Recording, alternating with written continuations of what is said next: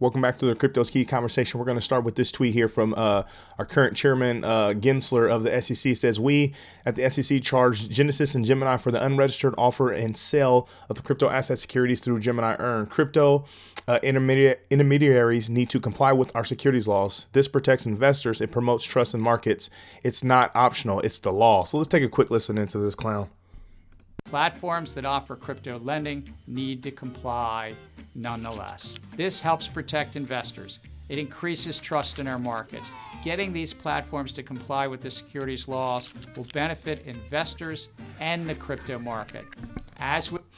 Just hearing him say that, it's just literally a slap in the face, and he's clearly spitting on those so-called investors that he set out to protect. Because all of his actions outside of this facade and this front that he puts out on these videos, it's just been, all his actions has been detrimental for the entire industry, especially for the likes of Ripple, the company, XRP holders. XRP Crypto says, why didn't the SEC go after them instead of Ripple over XRP? Clown. So moving on here. Eleanor Chaird's responded to it, says, when lending products have more features of a traditional security, there's still no case law that defines what exactly a digital asset or product is, meaning like security, commodity, etc., underscoring yet again the significance of the Ripple lawsuit. So she just hit, further, I guess you could say, stressing the emphasis of how important it is that Ripple is successful against the SEC within litigation. When the lawsuit first dropped back in 2020 in December, Jay Clayton walking out the door, dropping a lawsuit on Ripple and XRP holders, there was a lot of people that came out of the woodworks, pretty much laughing at us for, investing in XRP and having faith in investing in Ripple, the company itself. And it's like, they call us crap coins and all these other, negative things. But it's like now as we get past 2 years in litigation and people are starting to see Chairman Gensler and the SEC go after other, platforms and projects, it's been quite evident that it wasn't just about Ripple and XRP. It was about the entire industry. It was an attack on the entire industry, just like John Deaton said from the very beginning. And we're going to come over here because Tyler Winklevoss had put up this quick tweet right here. Says, it's disappointing that the SEC chose to file an action today at Gemini and other creditors are working hard together to recover funds. This action does nothing to further our efforts and help Earn users get their assets back.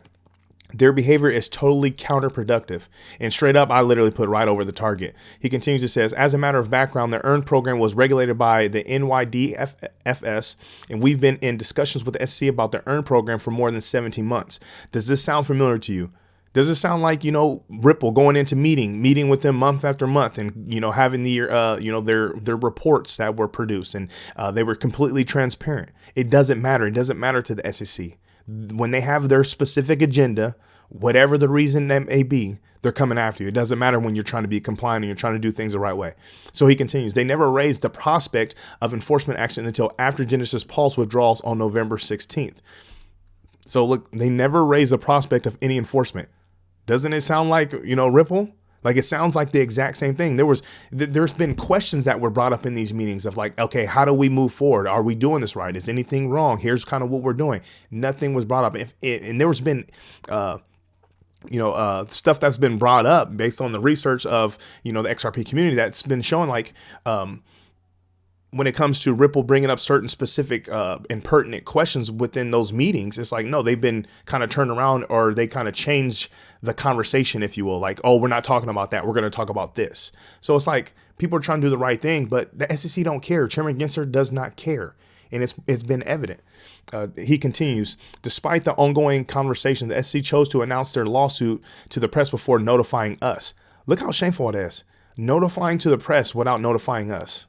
Says super lame. It's unfortunate that they are optimizing for political points instead of helping us advance the cause of 340,000 Earn users and other creditors. We look forward to defending ourselves against the manufactured parking ticket, and we will make sure that this does not distract us from the important recovery work we are doing.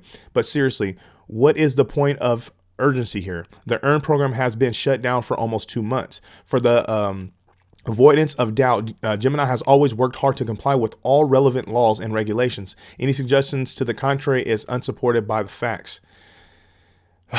It's just sad that like I wish that people had pulled their heads out of their butts and didn't have so much hatred or just reservations against Ripple, the company, the XRP, the digital asset, and the XRP community. Because if we truly would have banded together when that lawsuit dropped, and people were really listening and really leaning into kind of what was setting precedent in regards of like kind of foreshadowing what's going to happen, on a going forward basis within the community, knowing that the chairman Gensler and the SEC was coming after all platforms and all crypto.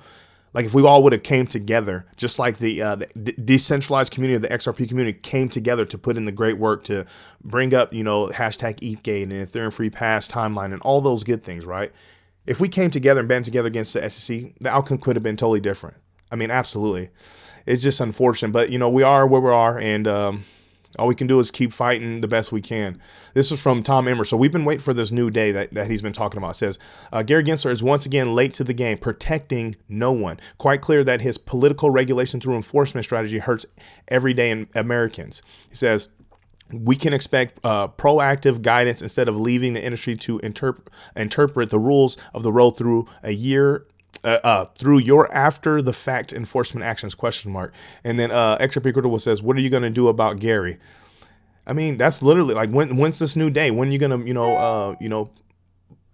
put him in the fire? Like, what's up? When is this happening? Digital asset investor right here says, Congress, same guy that Gary Gensler hid from his calendar. When is the new day coming? When Gensler hearings? When? And they're talking about the meetings with Soros here.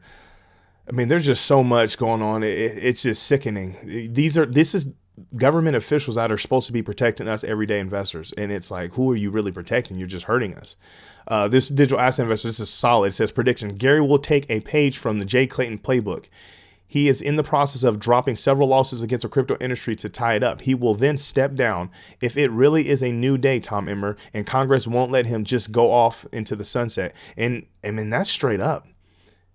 Is this going to be a repeat of Jay Clayton dropping a lawsuit and walking out the door? Is that going to be like, or are we going to truly hold him accountable? Quite honestly, I think this is a solid prediction based on the evidence that's been presented to us. And, obviously just following the Ripple versus SC case alone, not even including all the other stuff, but it's just more variables that validate this prediction. So we'll see. It'll be a waiting game. And I thought this was super interesting because this goes into, what's happening with the whole Gemini and the lawsuit from the SEC and how everything ties out in regards to like, why now? Let's take a quick listen into this. Why was this something that you think just happened now and not earlier? Because this was a public event, meaning people knew that this product EARN existed. It was advertised, and it's taken quite some time for this to happen. Right. That is an interesting question. The SEC has known about this product for a long time. We understand, based on a tweet today or late last night, from Tyler Winklevoss of Gemini, we know that Gemini had been under investigation for this product for quite some time, more than a year, and yet the SEC allowed this to continue for that period of time. They were in talks with Gemini, and then the crash happened in November. Because of FTX, Gemini was no longer paying any funds to customers, and 2 more months went by. So it seems to me that the bigger issue, the thing that triggered this, was the answer that Gemini filed in a separate case, in a class action against Gemini, brought based on behalf of Gemini customers for the failure to continue payments under the Gemini EARN product. But I guess the bigger question is, here we have a situation where all of these customers are now in trouble, right? They don't have access to their money. The entire point of the SEC is to protect the public from instances like this. This was something that the company knew was happening because they were under investigation, something that the SEC knew they were working on because they were investigating, and yet we got to this place. I mean, literally, it says it's puzzling why they didn't come to a conclusion months ago, and it's just shameful. It frustrates me, especially seeing. Let me make sure I don't mess this up. seeing this video from Chairman Gensler. Let me show his face. Oh, gosh, doesn't that just irritate you? They don't care about us. And he has, what is it? Over $100-something million portfolio of his own that isn't even compliant. It's like, bro. Jeremy Hogan says former SEC enforcement chief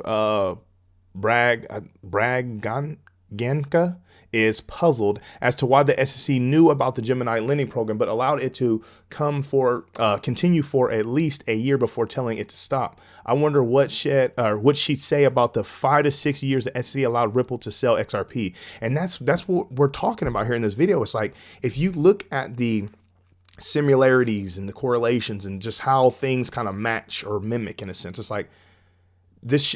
It's just mind-boggling how there's so much attention. There's so much many people puzzled and baffled by the situation. Obviously, you got certain coverage. It's like, okay, well, what about the Ripple stuff? I mean, look at it. There's a bigger time frame. There's more meetings and them trying to be compliant and trying to be transparent and do things the right way.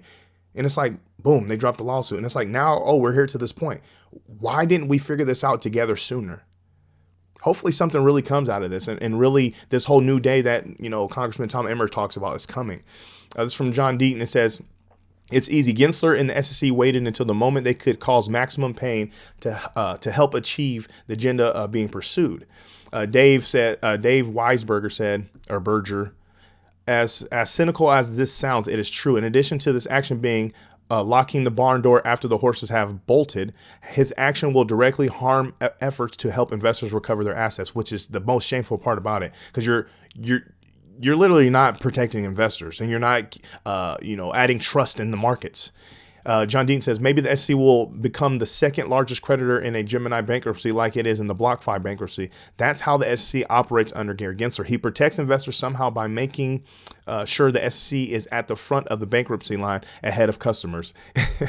I mean, dang, this is crazy. This from the Bearable Bull says Ripple has been sued by the SEC for 2+ years and they still haven't found crap. Imagine the dirt they'd find with any other crypto company. This is why I still hold XRP strong. So despite the second component here, I mean, which has some relevance, and I'd be highly interested in actually, what it would be like. But the whole point is like, we've been in litigation with the SEC for 2+ years, right? And now people are starting to wake up and pull their heads out of their butts because they see that, hey, they're not protected. Just because they went after Ripple doesn't mean that they're not coming after everybody. It's been evident they're coming after everybody. And I know I'm saying that constantly, but it's so important. I don't even know why I'm telling you guys, because the people listening to this they already know what's going on. This from James K. Fallon says the Ripple defendants have filed a redacted motion to exclude the testimony of the SEC expert 2 in the accompanying exhibits on the public docket. And then there's another update he has here. It says the SEC has filed a motion to preclude the testimony of the Ripple defendants expert. So there's just a lot of back and forth going on, and it just seems more time consuming and almost like it's just irritating. I wanted to end on this one from Will. I thought it was quite interesting. It says Bitcoin has now reclaimed 20,000 for the first time since before the FTX collapse. Symbolically shows that no one can stop this movement, not Sam Bankman-Fried or any other individual. So I think there's some relevance to this, and I want to like this because I retweeted it. But I think there's some relevance to this. I mean, Bitcoin, digital assets, or crypto, especially the solid projects in the crypto space, especially like look at the likes of XRP being under a lawsuit for the past two plus years. Excuse me, still remaining in the top 10, let alone the top 6, 5. And then even just the scrutiny that it's been under for the past 5 to 6 years, and it's still being a top digital asset. And then you have Bitcoin in the crypto market in general, all these collapses, all this FUD, all these, scares, all these geopolitical things, inflation, Jerome Powell and the Fed, and just all these different things, wars and conflict. But it's like, it still finds a way to bounce and increase in value, even with all the collapses. Obviously, we're in a bear market. So what happens? What are we going to look like where we're in a bull market? Just like previous bull markets. It's just crazy. There's some strength there, and I think there's some validity here. If we come over here, we're finally broke the $1 trillion market cap, sitting at 1.02 trillion, up almost 10%. Bitcoin sitting at 20,975. XRP sitting at 40 cents. Ethereum sitting just over $1,500. Let's look at this. Bitcoin Fair and Greed at 46. We were just at a 31 yesterday. That's huge. There's a lot of stuff going on, a lot of moving parts. I'd be very careful. Who knows if this is some sort of like bull fake out, get a lot of excitement and then we see another low. Who knows? Or we could just be kind of coming back to retest some things and getting up out of here. Who knows? Just do your best to protect yourself and invest, to the best of your abilities. That works for you and your family. Be smart, self-custody, get your stuff off exchanges because clearly Chairman Gensler is coming after everybody. You just don't know who you can trust. Trust yourself. Okay, educate yourself. Make sure you come to the Crypto is Key Conversation YouTube channel. Subscribe. Follow us on Twitter at Crypto is Key 1. I really appreciate your support out there, you guys. With all that being said, stay strong out there and be safe.